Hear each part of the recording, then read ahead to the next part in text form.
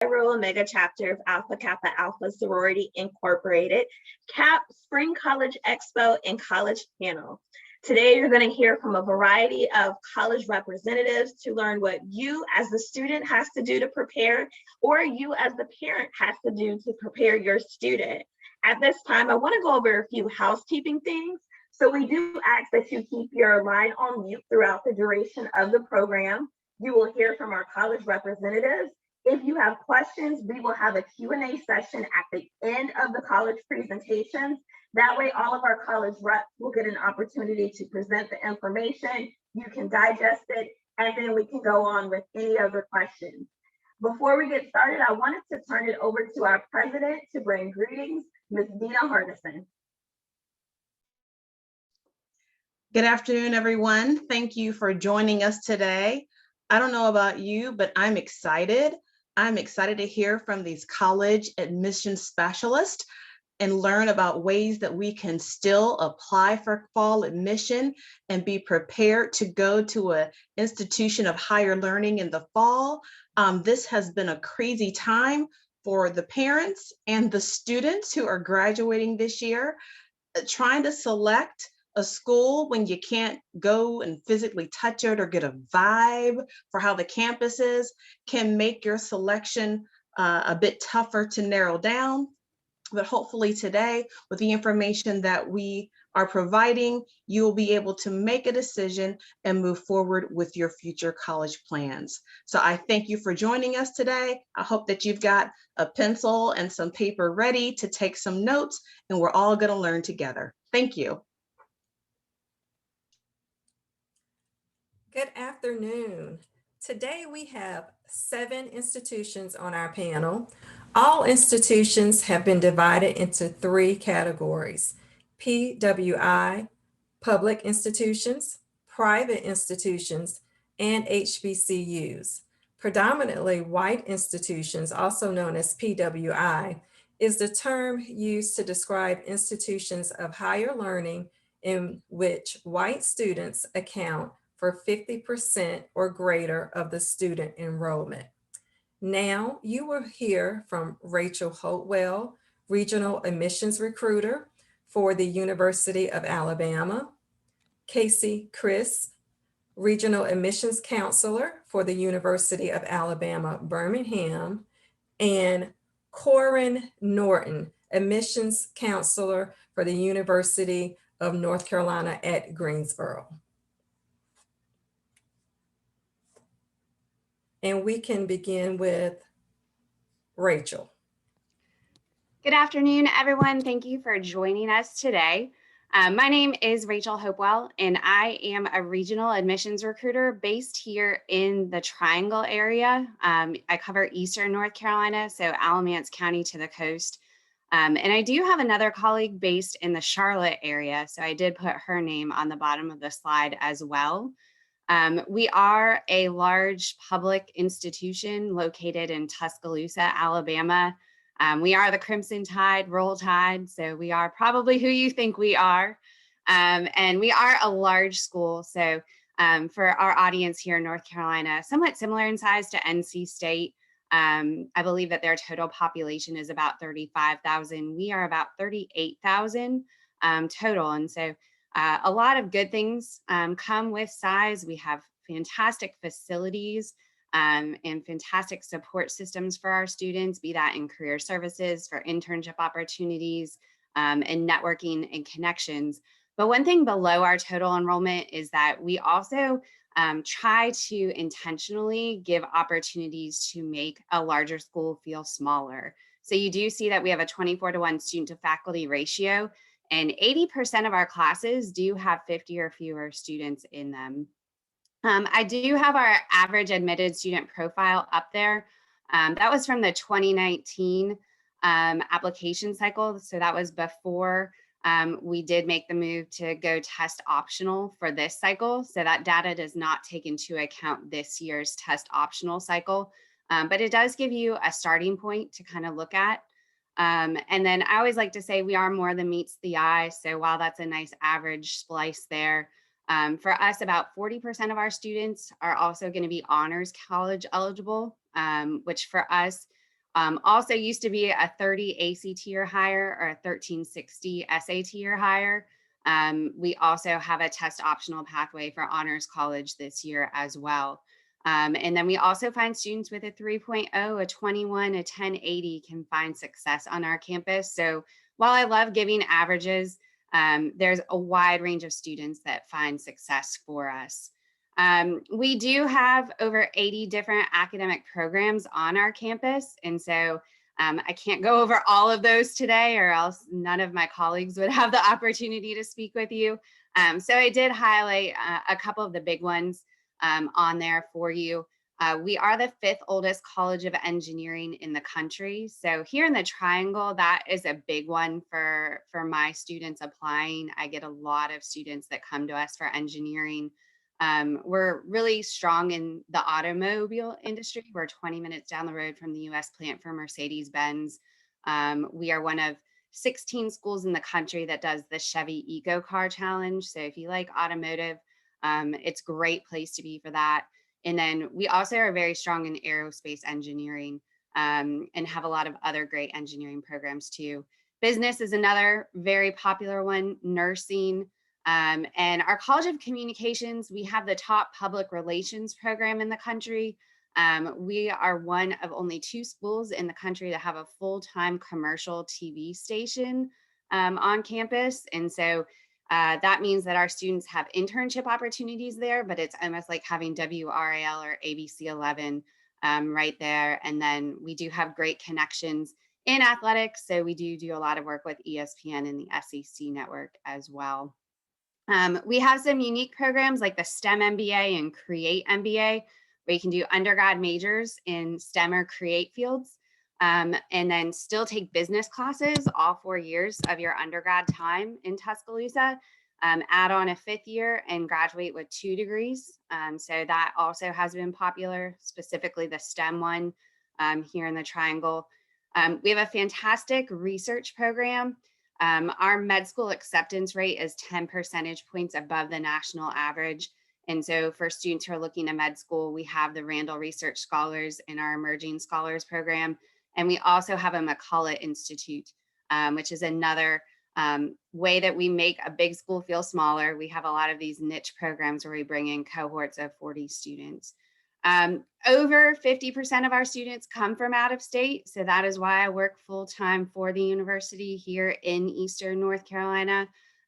Just from Alamance County to the coast, we send about 70 students a year down to Tuscaloosa. We are still accepting admissions applications for fall 2021. We did go test optional for both admissions and scholarships this year. Unfortunately, our test optional deadline has passed for scholarships. So that was March 1st. We did have a test optional scholarship application, but we are still offering merit awards that are based upon test scores. And then also we are a very military friendly school. So if you have students with military parents, we definitely still have some funding available in that range.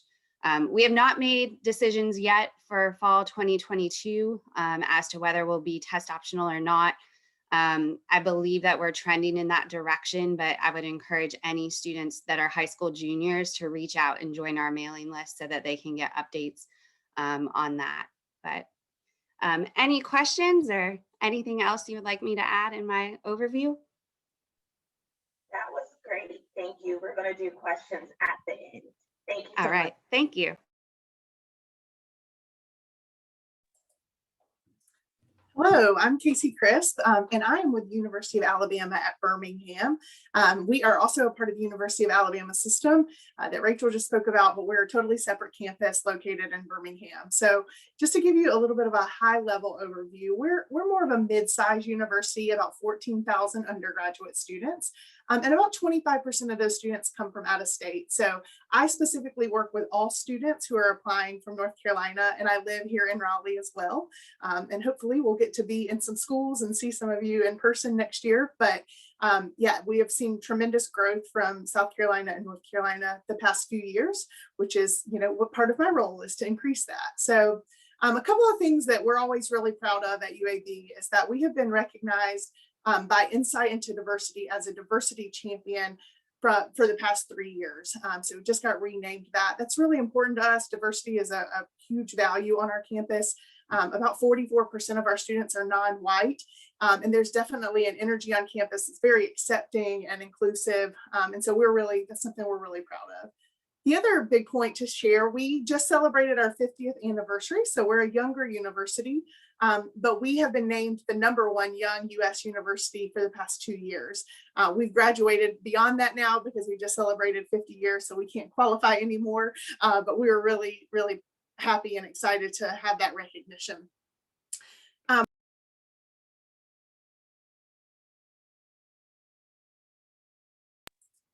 So, a lot of times when people think about coming to Alabama, maybe you're thinking like a more rural area, but Birmingham's the largest city in Alabama. So we are an urban campus. We're located right in the heart of downtown. My personal favorite thing about Birmingham is the food scene. It's amazing.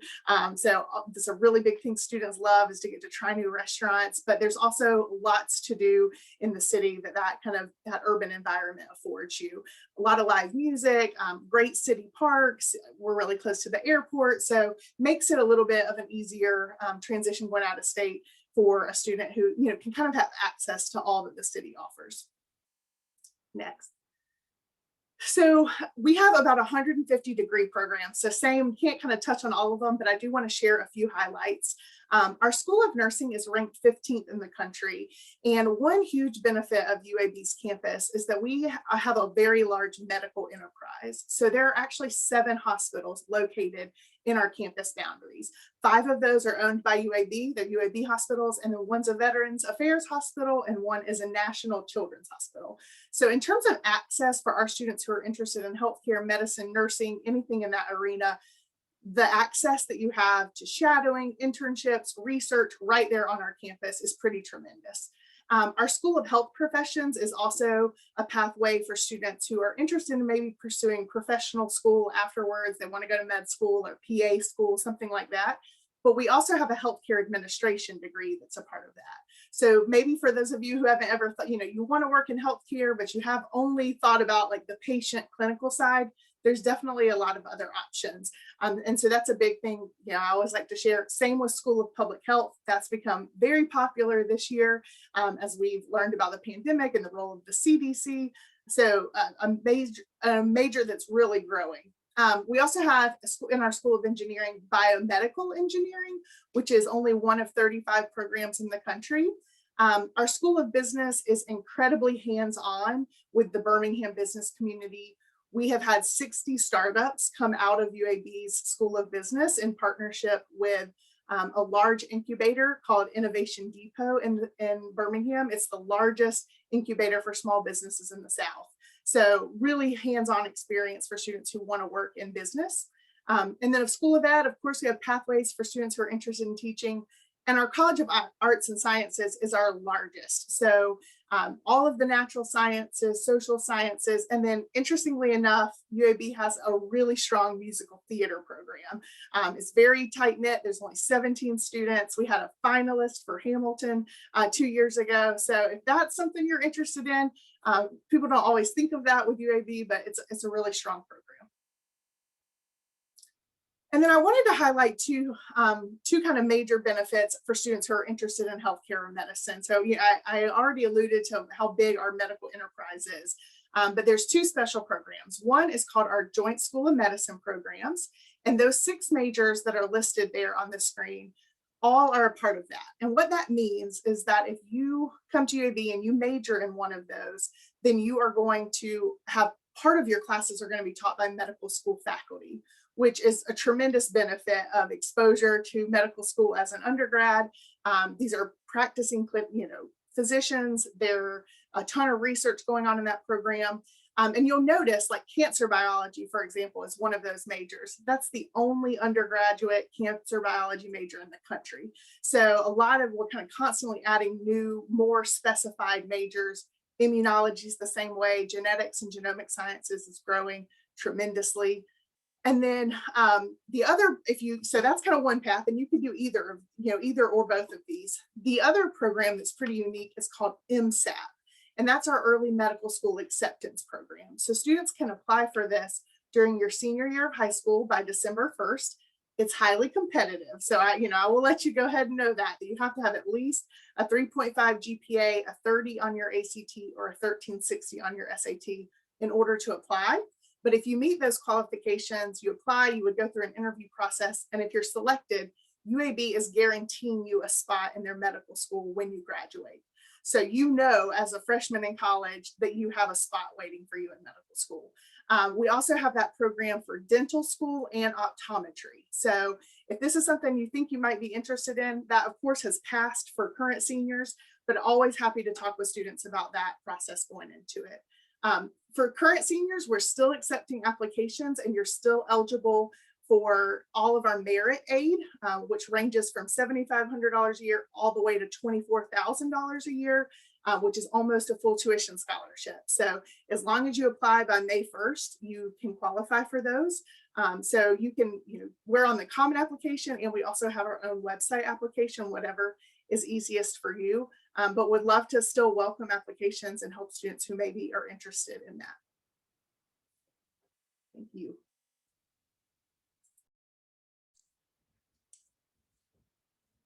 All right, hello everybody. My name is Corin. I am an admissions counselor here at UNC Greensboro. UNCG, as it says in the name, we are built into the city of Greensboro, so you get a really awesome experience of living within this larger city setting while still having a full campus experience. So that is definitely one of the big things and the big draws of being a part of our campus community. So here's just a little bit of general information to kind of help you get to know our campus a little bit better. So starting off, we have about 20,000 students here at UNCG. About 16,000 of those are going to be undergraduate students. And within that, we have 24 first-generation students, so students who don't have our parents that graduated from a four-year institution. And then also within that, we have about 50% students of color. So though we are a PWI, we are exactly 50-50 between white students and students of color. And that makes us one of the most diverse institutions here in the state of North Carolina, which is, again, a really great opportunity for our students to experience a variety of different cultures, backgrounds, experiences, you name it, we have it here at UNCG. We have over 125 areas of study. Just a few of our more popular options are Bryan School of Business and Economics. That is ranked as one of the top 1% of business programs within the entire world because it's duly accredited between a business and economics program. So you get a really holistic view of the business industry. So you're super competitive once you come to that job search after you graduate. Our School of Nursing, we actually just built and opened a brand new nursing complex. When I say just built, it opened this semester, and it's completely state-of-the-art. It has all of the highest quality nursing training equipment. So we're really excited to expand our nursing program using this facility in the future. And then our third program that is kind of a big draw for students is our College of Visual and Performing Arts. This is a conservatory-based program, so if you're interested in music, theater, dance, studio art, or arts administration, you can be really enveloped in those programs. You move up within a cohort, so you're with the same group of students from your first year all the way into your senior year, so you really get to know each other and build those connections. Another thing within our programs is we do have a 17-to-1 student faculty ratio. So the large majority of your classes are going to be about 25 to 27 students, which is really great because you get to build those one-on-one connections, not only with your fellow classmates, but also with your professors as well. And it allows our students to really get a hands-on individualized education, even within a larger state institution. We have over 300 student groups. It's almost 350. So that is something that's really great. There really is a place for everybody here at UNCG. So whether it's arts or athletics or honor societies, service is another big thing. Our motto here at UNCG is service. So we have a ton of different ways to get involved in that. So no matter what you're looking for, you can find that kind of experience here at UNC Greensboro. We also have 17 Division I athletic teams. So we are D1. Sometimes people forget that we are a D1 school, but we compete as a part of the Southern Conference. And our games are really competitive and really fun to go to. Probably our most popular is our men's basketball team. They play over at the Greensboro Coliseum. So we get the aspect of packing a huge venue with just fans of our school. So it's something that's really cool and really exciting for our students, and definitely a big thing that brings the campus community all together. In terms of applications, we still are currently accepting applications. We're accepting applications on a rolling basis. So if you haven't yet applied, get that application in. We'd love to have you. If you're a junior or below in high school right now, the date that you should remember is January 15th. So that is the time to apply and be considered for all of our scholarship opportunities. You can apply on the Common App as well as Spartan Link, which is our UNCG specific portal. Just completing the application in addition to your FAFSA is going to enter you in consideration for all of our scholarship offers, as long as you apply by that January 15th date. So once you have everything in by then, we'll let you know of your acceptance, as well as any scholarship offers that you may have been awarded. So that is just a brief introduction about UNCG. If you have any questions, I look forward to answering them at the end.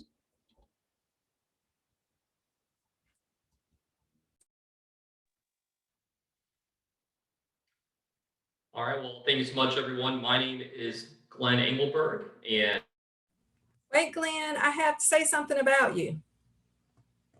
Give me 1 second. Thank you. Okay, private institutions are privately funded. They have more autonomy and they are able to set their own goals. Representing our private institution, William Peace University, is Director of Admissions, Glenn Engelberg. Okay, Glenn. thank you. I'm just so excited to talk to everyone today that I began a little early. So it's like a false start of track race kind of thing. But well, thank you, everyone. My name is Glenn Engelberg. I'm the Director of Admissions at William Peace University. And if you go on to, that's right there is actually, we're located right in downtown Raleigh, and that is one of the main campuses to our building right there, our main hall, where we house our Welcome Center and several other areas as well too. If you go to that next slide here, you'll go ahead and see a few elements that make us a really unique campus. I think probably one of the biggest things is that we happen to be right in the heart of downtown Raleigh. So we like to use the phrase that we have a 90,000 square acre backyard with that, because we have a lot of major companies, resources, hundreds of partnerships in our 150 plus years of being here. And also we're very committed to our community engagement as well. We do many hours of community service. We have a lot of guest speakers and involvement. We also work with a lot of organizations and partnerships like YMCA Triangle, District C, a lot of specific organizations that have a lot of first-gen students and have a wide demographic as well. And one of the really unique things I see too on campus every day is with how I think it's almost like kind of a best of both worlds, I guess you could say, where we are, we're a smaller campus. We're in terms of total enrollment with our online and campus programs, we're a little over 1,000. As far as traditional undergraduate, we're a little under 1,000 students. So you still get kind of that intimacy and that tight-knit community there, but still in the backyard of Raleigh too. One of the unique things, though, I can say as well too, is that in terms of demographics of our campus, we have 47% of our campus are students of color. So we do have a lot of wide, we have many demographics there, and it's a really great community. There's a lot of first gen, so much so we actually even have a first gen webinar series. We have our third part coming up in a little bit, and a lot of resources too with our Office of Diversity, Equity, Inclusion, and just really have a kind of a field where it's almost everyone's on a first name basis in a really nice way, but still have the backyard and resources of one of the most sprawling and opportunistic cities in the country here. If you go to the next slide here, a little bit in terms of one of the other things I think that really makes us unique is our learning style.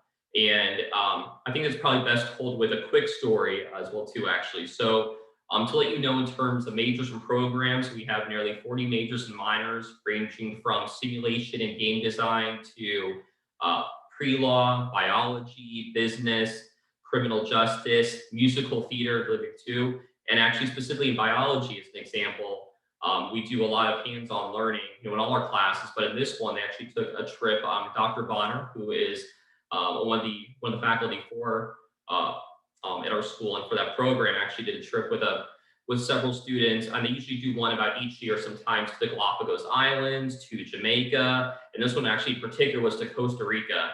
And she tells the story much better than I do, but essentially, I guess once a year, where they were at a specific turtle preservatory and resource center out of western Costa Rica. And it was the one time a year where around like 1 or 2 a.m. That a lot of the specific turtles there actually go ahead and lay their eggs.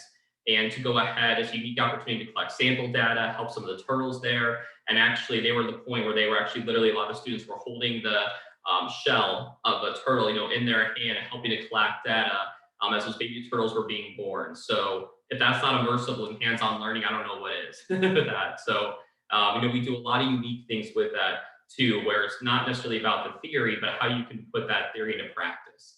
And that's just a huge component in terms of how we approach all our classes here, regardless of the major. One of the other things too, as well, there's a huge mentorship culture, especially with our faculty. We do not have any TAs or teaching assistants on campus. Everyone is here is a faculty member that does teach our classes with an average of a 12-to-1 student-to-faculty ratio. Many of the faculty, our students, have several classes with as well, so they truly get to know them on a first-name basis. Many have, faculty mentors as well too, to go ahead and help guide them through the smaller class sizes and all that has to offer. And a lot of times too, as well, kind of going to the internship part, that's another big component too, that kind of goes to that immersive learning that we have here for our students. We're actually 96% of our students within 1 year of graduation are either employed or working or are going to be getting graduate school. And because just about every student here will do an internship too, because it's incorporated into every curriculum and program we have, actually about 2/3 of our students will go ahead and land jobs directly through our internships. Some through the U.S. Attorney General's office, some in our backyard like Epic Games, Plaxico Pharmaceuticals. I know we've even had some students actually work for the Special Bureau of Investigations and they got a job with the FBI, actually right out of college, which is really, really rare. For someone that young, but it was a really exciting opportunity. So, there's just a lot of opportunities here in our backyard that we're fortunate to share with our students. The last thing to say with the next slide here is that in terms of the admissions process, we've actually changed up a couple things with COVID too. And I guess there was a silver lining with it as well. In terms of how we approach this, that we did go test optional last year, but we actually now have permanently moved forward with a policy that we are test optional regardless of when you'll be applying. And we do work on a rolling admissions basis too. So with how we approach our students here, it's more of a holistic model with it, where it's about your character. There's some short essay questions in your application that you'll fill out, but it's not just about your character, it's not just about your ACT scores, but more about your character, your resiliency, and the other parts you need to make sure it's a good fit with that as well. We do have still about 60% of our students, give or take, at least this year, the far that have been applying, I'd say are test optional or have chosen that policy. So of course, GPA and a lot of other things are looked at. But one of the nice things here too, as well, is that's a very quick turnaround here that we do too, where we have a 2-week turnaround typically for admissions and merit scholarship decisions.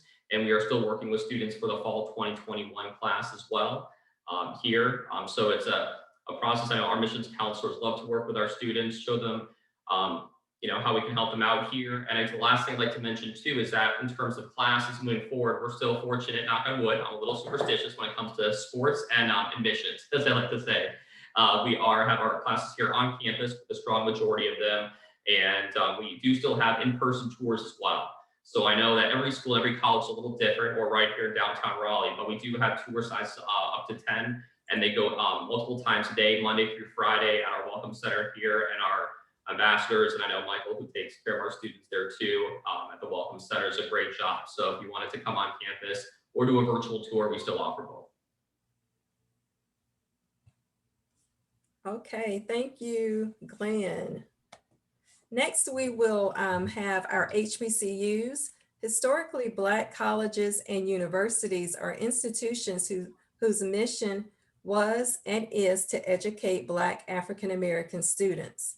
Representing our HBCUs are Valerie Wilson, Senior Director of Enrollment Management at Stillman College, Stacy Sowell, Director of Admissions at South Carolina State University, and Michaela Richmond, Assistant Director of Admissions at North Carolina State Agriculture and Technical State University. Valerie, you can start us. Well, good morning, everyone, or good afternoon, depending on where you are. I am here in Tuscaloosa, Alabama, and what an amazing day it is to be an HBCU, as it has always been. I am so excited to be here. Just a little bit I have to share. I feel like I'm kind of channeling my North Carolina roots. I'm from North Carolina, but now living in Tuscaloosa, Alabama, in the Department of Enrollment Management. So Stillman College, we are a small private liberal arts college located in Tuscaloosa, Alabama. We're just under 1,000 students. Our president is Dr. Cynthia Warwick. She's the second one in the photo you see there. She's the first female president, and we cannot be more excited about her energy around Stillman College. Want to share with you just a couple of kind of top 10 points as it relates to Stillman College. So next slide. So first of all, we were just named one of the colleges of distinction for 2021. And what that means for us is that we've earned several badges as it relates to specific areas here at Stillman College, and they are in career development, education, our military support, business and equity, and inclusion, particularly our military support. So we are a college that supports a lot of our students if they are children of veterans or they are active military personnel themselves. Number two, we are a part of the Southern Association of Colleges and Schools Commissions on Colleges. We call it SAC-COC. Number three, we're an undergraduate college, so we prepare our students. Part of our tagline is we prepare our students for a different world, and what a different world this has really been. And as I think as Kimberly said in the beginning, someone said in the beginning, we are really in a time when it's really been a different and challenging environment. And so we prepare our students for undergraduate degrees, although we have partnerships with other universities for PhD programs. We are partnered with the University of Alabama, which is about 5 minutes down the street from here in Tuscaloosa. But we're number 10 for other colleges that prepare students for undergraduate degrees, but then go on to earn their PhDs. Number 4, we're the first institution in the state of Alabama with a federally registered apprenticeship program. So what that does is gives our students an opportunity to learn and earn as they go. One of our partners with that is Mercedes-Benz here in Tuscaloosa. We have a couple of academies that we're really excited about. Because we are a smaller institution, we really take a hands-on approach to our students. Many of us students are first generation students, in which they may be the first ones in their families to attend college. And sometimes they may not necessarily know what that feels like, and they may not necessarily be all certain about their path. And so our academies, the IBM Skills Academy, if you can show the next slide, our Amazon Web Service Academy and our Biomedical Academy do a really good job of making sure that students are in a small enough environment for them to really explore possibilities for careers. So number 7, our Biomedical Academy is headed by Dr. Charlene Walton. She is a board certified African-American female here that we are so excited to be a part of leading that program. She is totally on fire with showing students how they can choose biology as a major and just really explore possibilities for themselves. And so with that small environment of less than 1,000 students, Dr. Charlene Walton is able to be extremely accessible to her. I'm currently sitting in my office right now at Stillman College, and this is the Student Service Center. And like just yesterday, I saw her, just going up to the cafeteria, and you know, it really feels good when you are able to be that close to some of the key people here on campus. And that's how our students feel as well as they mingle about in the student services area and be able to see our professors on a day-to-day basis in that way. Number 8, we are part of the U.S. State Department 100,000 strong grant for study abroad. And so we have opportunities for students to study abroad, particularly in the area of environmental sciences. Number 9, we are a member of the UNCF, United Negro College Fund. And so that's one of the sources of funding that we have at Stillman to help students to pay for college. I like to kind of share you know, our student perspective from that. I was just with a student here on campus about 2 days ago. She is Miss UNCF here on Stillman's campus. And she's been a real advocate for helping students to understand that there's money out there. So the United Negro College Fund is one of the sources in which I encourage all students to go on, complete a profile so that you can find possibly some funding depending on the college or university that you choose. Stillman is one of those. And again, she's been a real advocate on our campus and around in the community to help other high school students figure out how they can pay for college. And number 10, over 20 major possibilities with some new concentrations in cybersecurity, supply chain logistics, real estate, etc. I want to go back to the idea of being a smaller institution. I think that's really important. When I'm talking to students, and although we're virtual now, I really want to say to all of the students that are on the call right now, we know these are really challenging times, and it's really hard to kind of figure out what to do when you haven't had an opportunity again to really be able to kind of go and touch and see and get a feel for the colleges. But one thing I will say to you is that as a student, as you are going through this process, try to make a real connection with someone. And so if you are applying, you know, make sure that you can have a conversation, and make sure that you have a conversation around the things that are important to you. And we here at Stillman College are able to do that probably in a different way because we're a smaller college. So make sure that you're making a connection so that you can make the best choice for you. Again, we have rolling admission. Our average, our basic grade point average for our incoming freshmen is a 2.0 to come to Stillman. That doesn't necessarily represent the grade point average of the average freshman, but as a minimum, a 2.0. We're excited right now that our scholarship portal is open right now, so you can apply for all of those scholarships on the Stillman website, as well as those UNCF funds. So do go to our website at stillman.edu to learn more about applying, as well as discover.stillman.edu, and I'll put that in the chat so that you can begin your application there. Again, thank you so much. And for students on this call, congratulate yourselves for just staying the course. I say to students all the time, stay the course. Know that we're all going to get on the other side of this. And for those who stay the course, it's going to be good for you. So thank you again from Stillman College.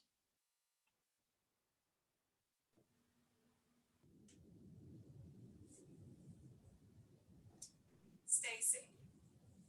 Good afternoon, everybody. My name is Stacy Sowell, and I'm the Director of Admissions at South Carolina State University. I too am a North Carolina transplant. I'm actually from the Triangle area, from Johnston County, and several of my line sisters are members of Chi Rho Omega Chapter, so I'm really happy to be with you guys today.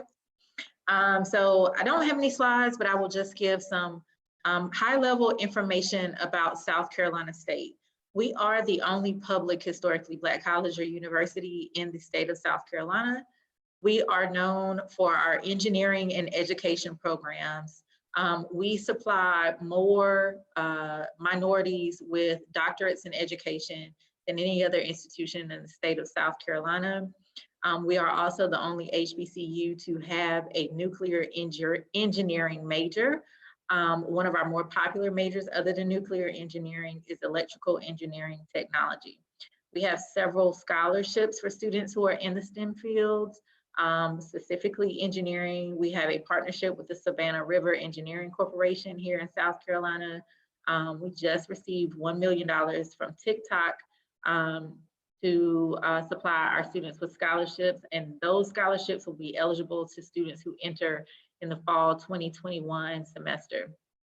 We are also at Thurgood Marshall College Fund School, and we have several scholarships that will be available for students entering in fall 2021 through the Thurgood Marshall Foundation.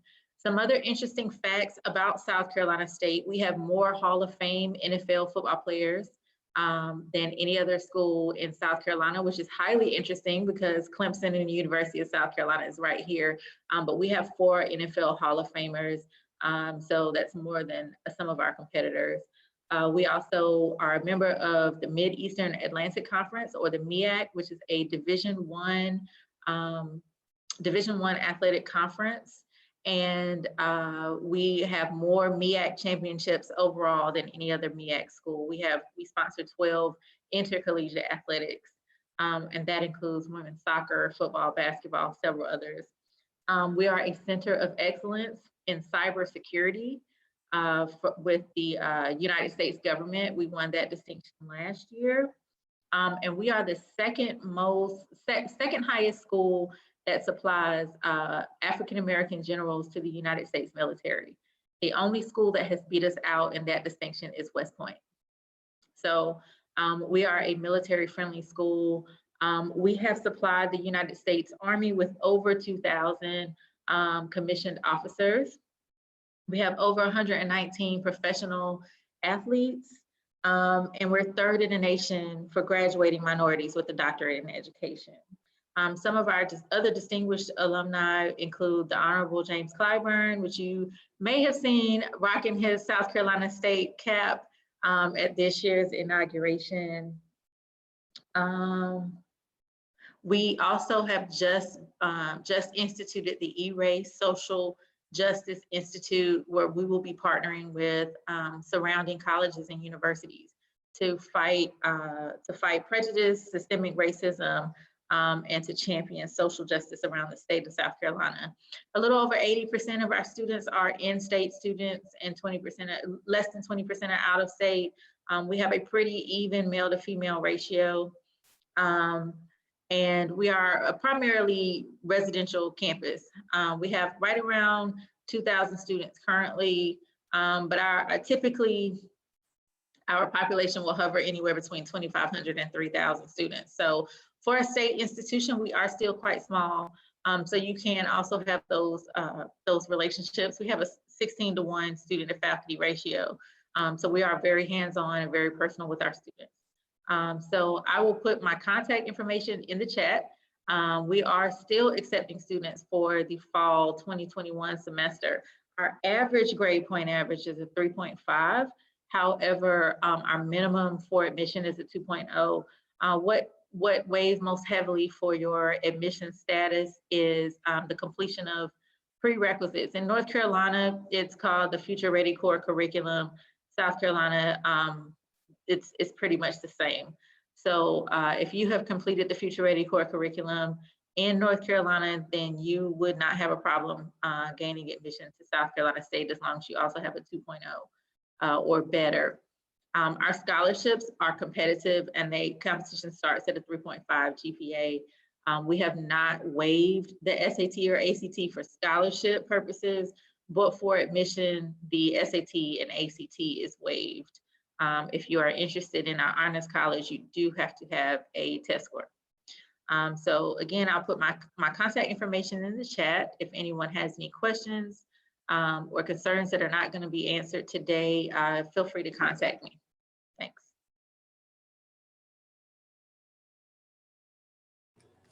Good afternoon, everyone. My name is Michaela Richmond. I am a freshman admissions counselor here at North Carolina A&T State University. Before we get into the admissions criteria, I'm just going to tell you a little bit more about our university. We were founded in 1891 as a land-grant university. We actually started on the campus of Shaw University. We are a STEM-focused institution as well as a research institution. We are one of the only undergraduate universities to have our own research facility. University. For the past 7 years straight, we have been ranked as the #1 public HBCU, and by Money Magazine, we also have been ranked as the most affordable campus. We have over 12,750 students, and we are located in Greensboro, North Carolina, which is near the major cities, Charlotte and Raleigh. As far as our academic areas, we have 7 academic colleges. We have the colleges of arts, we have the College of Agriculture and Environmental Sciences. We have the College of Arts, Humanities, and Social Sciences. We have the Willie A. Dees College of Business and Economics. We have the College of Education. We have the College of Engineering, College of Health and Human Sciences, and the College of Science and Technology. We do have about 54 majors. Although we are a pretty large university, our average class size is about 28 students. However, right now, due to COVID, we are operating in the hybrid model. So we have some online classes and some in-person classes. However, that class size has decreased to about 10 to 15 students. Our student to faculty ratio is 19:1, and our female to male ratio is 1:1. We are Division I. We have over 17 athletic teams. We have anything you could think of. We have football, basketball, track, softball, golf, bowling, cheerleading, anything you can think of, we have it. We have over 140 organizations. We are really big on Greek life at A&T. We have our own plots on campus. And we are known for one of the best campus traditions. We call it Chi Rho, better known as the greatest homecoming on earth. If you haven't heard of this, you will soon hear of this. This is when over 20,000 alumni come back to our university to network and fellowship with our current students. It's just a fun-filled week. We have comedy shows, we have step shows, we have the concert. 2 years ago, we had Black Youngster and 21 Savage. We have vendors on our campus. We have tailgating. We have the big football game on Saturday. It's just a fun-filled week for our students at A&T. So getting into our admissions criteria, this year we are test optional, so we are solely basing your application off of meeting this minimum course requirements right here and your GPA. So we are looking at you have 4 units of math, an Algebra 1, a Geometry, an Algebra 2, and an Advanced Math. We say in Advanced Math that is anything beyond Algebra 2. We're looking for 4 units of English. We're not picky with those units of English. We're looking for 3 units of Natural Sciences, a Biological Science, a Physical Science, and a Science with a lab. We're looking for 2 units of Social Sciences. One of these 2 units has to be U.S. or American history. So the other unit can be any social science of your choice, but one has to be U.S. or American history. And lastly, we're looking for 2 units of foreign language. And with the foreign language, they need to be the same foreign language. So a Spanish 1, then a Spanish 2, a French 1, then a French 2, instead of a French 1 and then a Spanish 1. And so we're looking for students to be competitive with our overall GPA of a 3.624. How to apply to A&T? You can apply to A&T 2 ways. You can apply via the Aggie Admissions Portal, or you can apply via the Common App. So we are on Common App. We do have a $60 application fee. We accept this fee via credit card, check, or money order.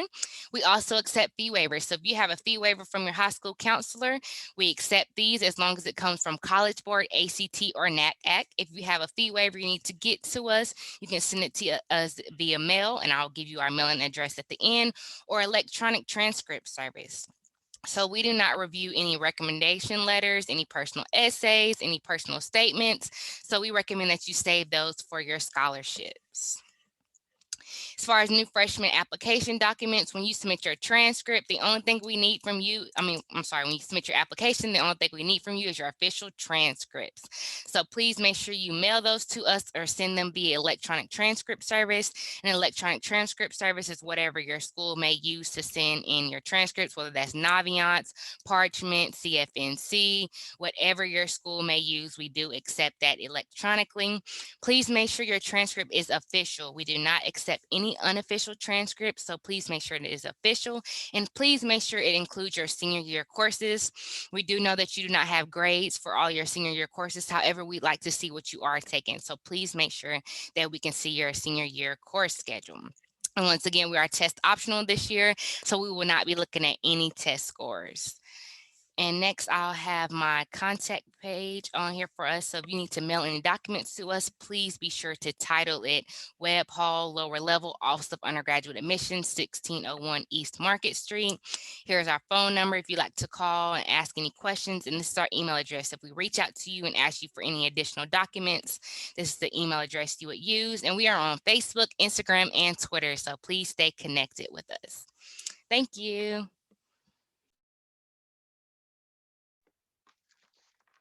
Thank you, guys. Amazing information. The energy was great. Right now, we're going to transition into our Q&A. At this time, if you have any questions, put them in the chat.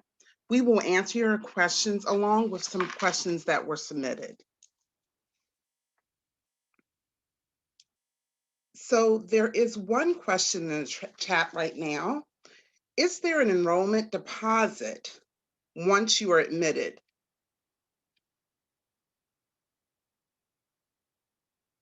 Okay, it says that question was for A&T. No, there is not. So once you complete your intent to enroll, you do not have to put down any money until it's time to pay your bills. So you don't have an enrollment deposit or anything like that. Even when signing up for orientation, everything's billed to your bill. You won't have to pay anything up front for that either. And then another one, Okay. Are there any other questions?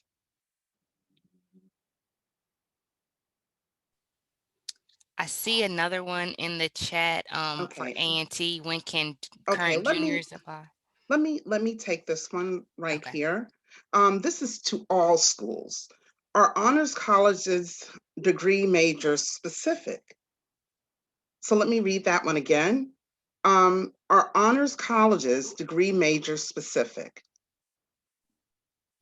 At South Carolina State, Honors College is not major specific.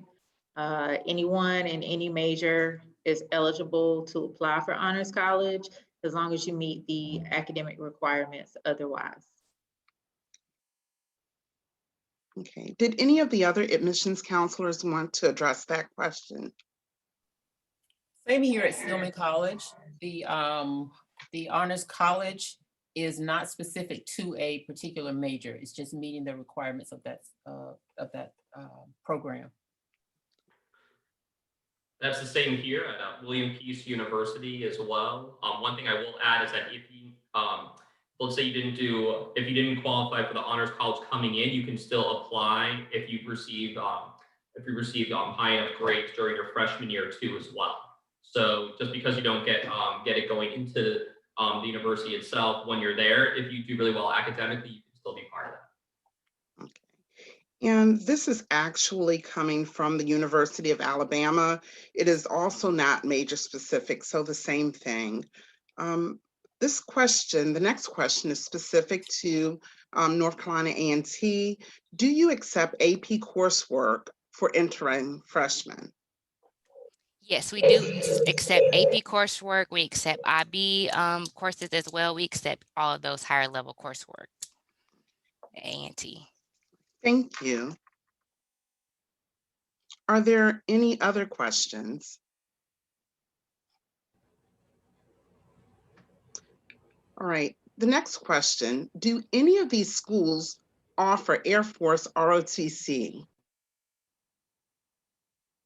We do here at Stillman College in Tuscaloosa, Alabama. We are a school that has a lot of support for military students and their parents. We have a troops to teachers program here as well. Okay. University of Alabama is also Air Force and Army ROTC.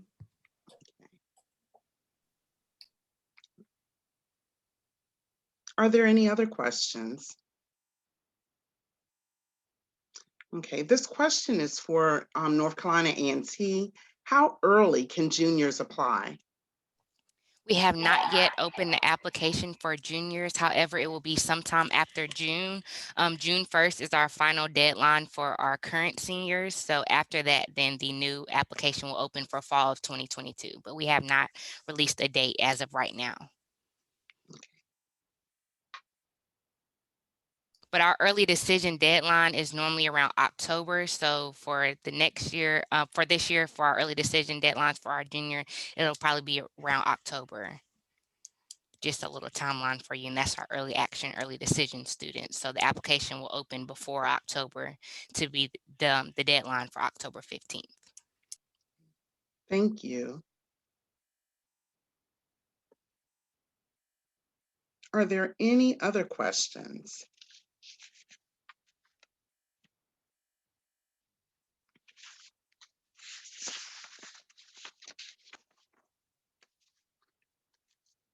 All right. As of right now, and guys, please know that you can continue to post questions in the chat. I'm going to share a question that was submitted. So this is for all the colleges and universities. What are your plans for the fall 2021 semester? Will it be face-to-face, virtual, or hybrid?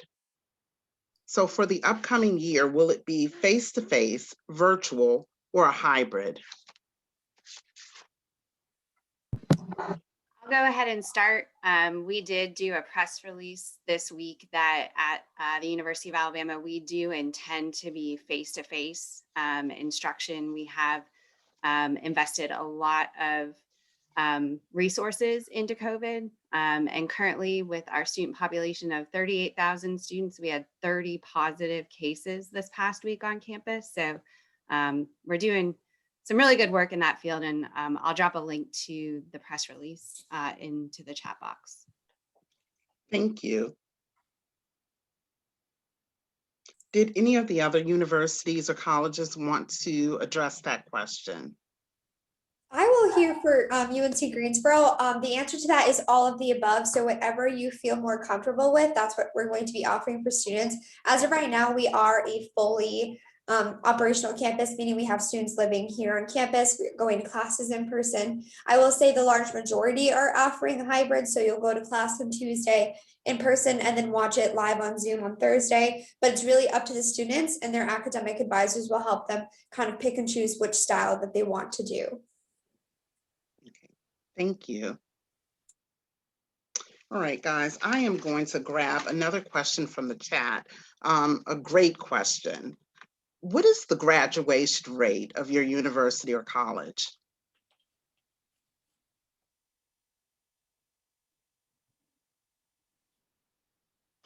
I love that question.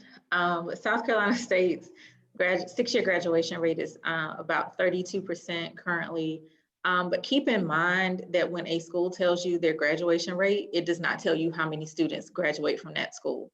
A graduation rate only tells you what percentage of a specific cohort of freshmen graduate within a specific amount of time. It does not tell you how many people actually graduate year to year. Did any of the other colleges or universities want to address that question? A&T is about 42%. Yeah, Stacy, thanks for that kind of clarification on that about the graduation rate. Stillman College is just a little under that 30%, but that's important information to know for all of the students on the call. Yeah, I'll echo that too. I mean, one things I am proud of, and under the direction of Dr. Ralph and our institution, is that our retention rate here, even with COVID, was actually about 74%, on the highest in about 20 years here. Now I know that's different than graduation rate. We're also in the lower 30s there, but it's yeah, I think it's like anything else. It's I don't want to say it's not misleading or deceiving, but the name of it can almost make it seem like it's a little different than what it actually is. So that clarification, Stacey, I think is really important with that. Okay, and I'm going to grab another question from the chat. And this is for A&T. Do students need to take a test with College Board and receive a specific score in order to receive college credit for AP courses? No, ma'am. Students do not have to take a test. As long as you're taking the AP class and it's on your transcript, we will give you credit for that. So you don't have to take a test through College Board. You will get the credit for it. All right. So here's a submitted question. In order to apply for scholarships, do students submit FAFSA only, or is there a separate scholarship application? What does the average financial aid package look like? What scholarships are available for first-year students? So I know that that was a mouthful, so let me read that one again. In order to apply for scholarships, do students submit the FAFSA only, or is there a separate scholarship application? What does the average financial aid package look like? What scholarships are available to first-year students? I'll go ahead and start first on this one. So for us, we do have a separate scholarship application. And I think especially for underclassmen on this call, anytime you interface with an admissions office, please ask what that process looks like. This is my favorite question because you always want to make sure that you're considered for all scholarship opportunities. And so for us, our priority scholarship deadline this year for this year's seniors was January 15th. And then we did have an extended deadline of March 1st. And that was for what we're calling our competitive academic scholarships, which were a test optional scholarship range for out-of-state students. And they ranged anywhere from $6,000 to $28,000 a year based upon your high school GPA and then the separate scholarship application that looked at extracurricular opportunities. We do still offer our merit awards, which also range from $6,000 to $28,000 a year for out-of-state students. And those are based upon GPA and test scores. Again, we haven't determined the scale for next year, but those deadlines are imperative. They're hard and fast deadlines in the admissions world. So as you're preparing for your senior year, it's always good to have that down. And so it is needed in addition to the FAFSA form, that separate scholarship application. I see in the chat that we have enough time for about 3 more questions. I am going to reach back out to see if there are any questions from the group.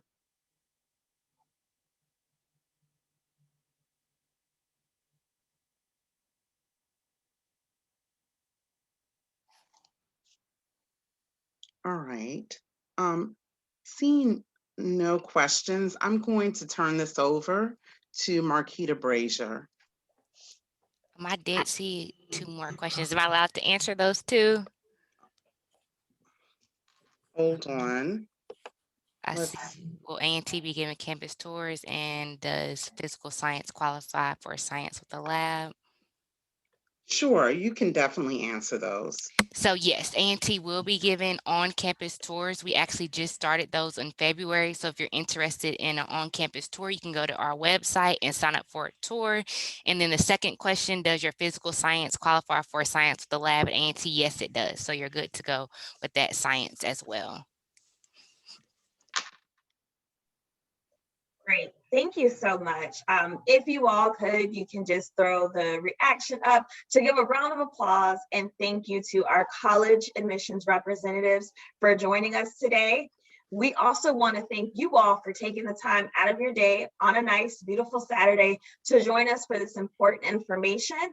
I believe in planning in advance, and I wanted to let you know that our next #CAP event will take place on April 10th, 2021. We will have a representative from CFNC, the College Foundation of North Carolina, where we will also highlight some of their resources for your college students and parents, and we'll also talk about the college redirection process. So for those of you who all don't know, if you have a senior that is applying to schools and they may not get into their first choice, these are schools that go back and open up and have extra spaces for students, rising senior or completing seniors, graduating seniors that are still looking for a college home for the fall. Again, all of our programs start at 1:00 p.m. Thank you again for joining us. And if you have additional questions, you may reach us via email if you have a high school junior or senior and you would like for them to be part of the hashtag CAP program. We are still accepting more seniors. And thank you again to the hashtag CAP committee and the Chi Rho Omega Chapter of Alpha Kappa Alpha. Thank you for joining us and have a great day.